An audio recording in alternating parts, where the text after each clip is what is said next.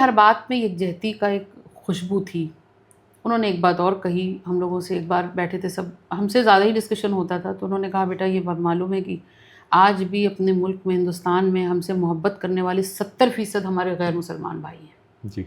आज मुनव्वराना को, मुनव्वराना के इस मकाम पर पहुंचाने वाले हमारे गैर मुसलमान भाई हैं। ये कर्ज़ मैं अदा नहीं कर सकता इनसे, तो कभी इन चक्करों में मत पड़ना। वो एक स्पेशल पॉलिटिकल पार्टी पे बात कह रहे थे, आप भी समझ रहे होंगे कि सिर्फ एक धर्म की बात करना मुसलमानों की है, वो इससे गुरेज करते थे।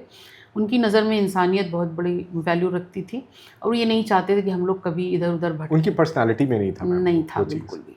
तो कुल मिला के एक दर्द, देखिए आप शायरी में शायद आप तो लोग समझने लगे हैं, ये जनरेशन समझदार है। बीच में मुझे लगता है जब हम लोगों का नौजवानी का दौर रहा होगा या बचपना रहा होगा, उस वक्त में तो जुल्फ़ और ये सब की शायरी पर ही सब कुछ मुनस्सिर था। उस वक्त उन्होंने कहा कि हर एक खुशबू का झोंका अब हमें काफूर लगता है, किसी भी शहर से गुजरे वो भागलपुर लगता है। भागलपुर राइट्स पे कहा था, जो हिंदू मुस्लिम राइट हुई थी। उन्होंने कहा कि ए हुकूमत तेरा मयार न गिरने पाए, मेरी मस्जिद है ये मीनार न गिरने पाए, और मिलता है सभी माओं का माँ से चेहरा, गुरुद्वारे की भी दीवार न गिरने पाए। जब 84 में दंगा हुआ, देखिए शायर का मतलब ही यही है कि वो आईना होना चाहिए समाज का, और उन्होंने अपनी इस जिम्मेदारी को मुझे लगता है बहुत ज़्यादा बखूबी निभाया। बहुत ज़्यादा उनके अंदर बहुत दर्द था, और यही वजह है आज भी मुझे ऐसे ऐसे लोग मिलते हैं। मैं आपको बताऊं कि आरएसएस के जो बहुत पक्के लोग हैं वो मेरे पापा के बहुत अच्छे फैंस और फॉलोअर्स रहे हैं और शुभचिंतक भी रहे हैं। जी, ये भी नहीं समझ सकता हूँ बिल्कुल, क्योंकि ये बात तो उनमें है। देखिए वो पढ़े लिखे होते हैं ज़्यादातर, ये मैं आपके कैमरा पे बोलूँगी, और जो लिटरेचर को पसंद करते हैं, लिटरेरी इंसान को पसंद करते हैं। वो तो अब इधर आके माहौल थोड़ा ज़्यादा ही जहरीला हो गया, टॉक्सिक हो गया। लेकिन उस वक्त की मैं आपको बताऊं कि ये सारे लोग एक साथ बैठते थे,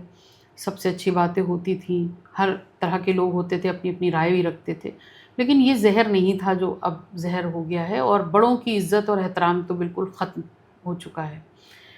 और मेरे अपने वालिद ने खुद अपने उस्तादों के जूते सीधे किए हैं। कृष्ण बिहारी नूर साहब बड़े थे उनसे, तो उनके पैर भी दबा देते थे। और वही चीज़ मेरे पापा ने देखी। उपेंद्र भैया हैं, उपेंद्र राय साहब, वो उनको अपने पिता तुल्य मानते और पापा उनको अपने बेटे की तरह मानते थे।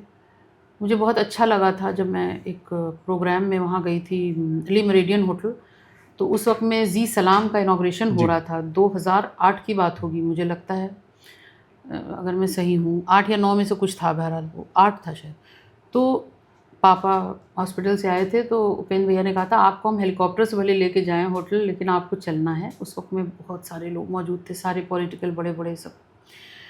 तो खैर पापा गए, क्योंकि उनका ऑपरेशन ताज़ा हुआ था, 10 ही दिन हुए थे पकड़ा के। तो उपेंद्र भैया ने फ़ौरन बढ़ करके, जबकि पूरा कार्यक्रम उनका ऑर्गेनाइज़ किया हुआ, और आप जान ही रहे हो उपेंद्र भैया का कद ये वो, उन्होंने पूरा फ़ौरन उन्होंने पापा के जूते ऐसे उतार करके स्टेज के, वो नंगे पैर चढ़ना था, रखे। तो आप देखिए कि वो कहते ही हैं कि खुद से चलकर नहीं ये तर्ज़ सुखन आया है, पाँव दाबे हैं बुज़ुर्गों के तो फन आया है। तो बुज़ुर्गों की जूते सीधे करना, पैर और उनके पाँव दबाना किसी को नाकाम कभी नहीं कर सकता।